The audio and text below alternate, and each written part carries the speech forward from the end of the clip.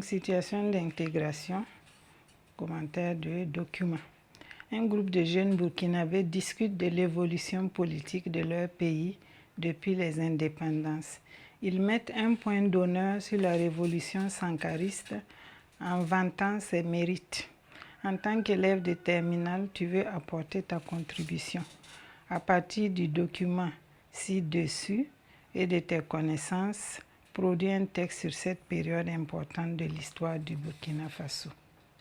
Arrivé donc au pouvoir le 4 août 1983 avec un groupe de jeunes officiers, Thomas Sankara engage son pays dans une révolution pour changer profondément les mentalités et amener son peuple à compter d'abord sur ses propres forces.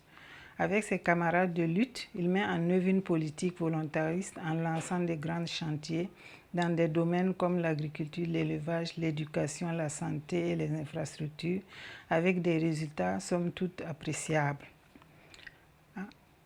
En seulement 4 années d'exercice du pouvoir, le président d'un des États les moins nantis de la planète parvient ainsi à montrer à la face du monde que la pauvreté n'est pas une fatalité et qu'il est possible à chaque peuple de produire et d'être autosuffisant, pour peu qu'il sache libérer son génie créateur et valoriser ses propres ressources humaines.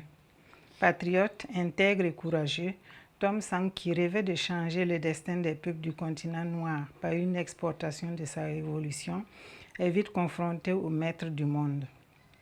Les idées progressistes, chevillées au corps, grand orateur, Sankara ne ratait aucune tribune pour faire le procès de l'impérialisme et ses valets locaux. En outre, il était d'une rigueur inflexible dans la gestion des affaires de l'État.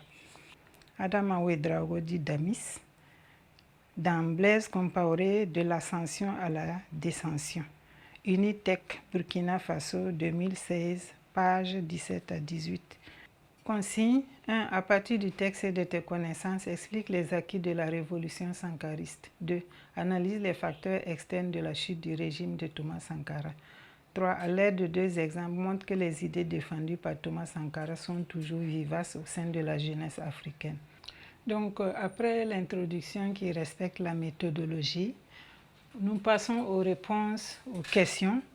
Vous voyez qu'au tableau, j'ai mis des numéros. C'est pour que vous sachiez à quoi correspond chaque réponse.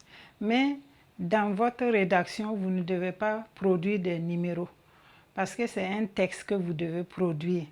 Et lorsque vous passez de la réponse d'une question à une autre question, vous faites tout simplement une phrase de transition et puis alinéa pour passer à l'autre question, de manière à ce que chaque question constitue un paragraphe.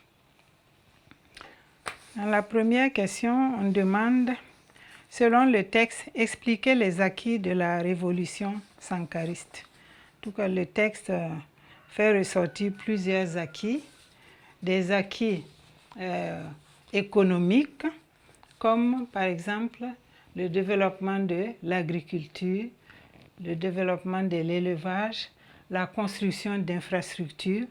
Au niveau des infrastructures, nous pouvons citer que c'est au temps de Thomas Sankara que les cités ont été construites, des logements sociaux pour favoriser l'accès à des logements décents pour, en tout cas, les populations aux revenus modestes. Il y a aussi des acquis sur le plan social, comme les vaccinations de masse contre les épidémies, la sensibilisation à produire et consommer burkinabé, l'institution du sport de masse, parce qu'on pense que c'est lorsqu'un individu est en bonne santé que cet individu-là peut se donner entièrement au développement de son pays. Donc le sport de masse, le sport contribue à forger en tout cas un organisme sain. Sur le plan politique, on peut noter aussi des actions importantes comme le changement de nom, des symboles et de l'hymne du pays, la lutte contre la corruption avec l'institution des tribunaux populaires de la Révolution. Malgré ces acquis en tout cas très important. Le régime de Thomas Sankara a connu donc sa chute en 1987, et cela pour plusieurs facteurs, des facteurs à la fois internes et externes. Nous allons donc ici analyser les facteurs externes de la chute du régime de Thomas Sankara. Comme facteur externe, nous pouvons d'abord mentionner, selon les textes, la volonté de Thomas Sankara d'exporter sa révolution pour changer le destin du continent.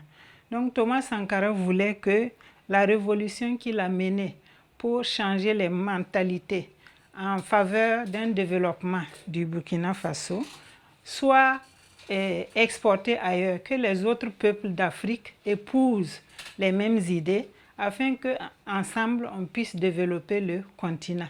Mais cette façon de voir les choses n'a pas plu à beaucoup de chefs d'État africains. Et donc, il y a eu une opposition ouverte, souvent voilée, mais ouverte pour certains, contre les idées de Thomas Sankara.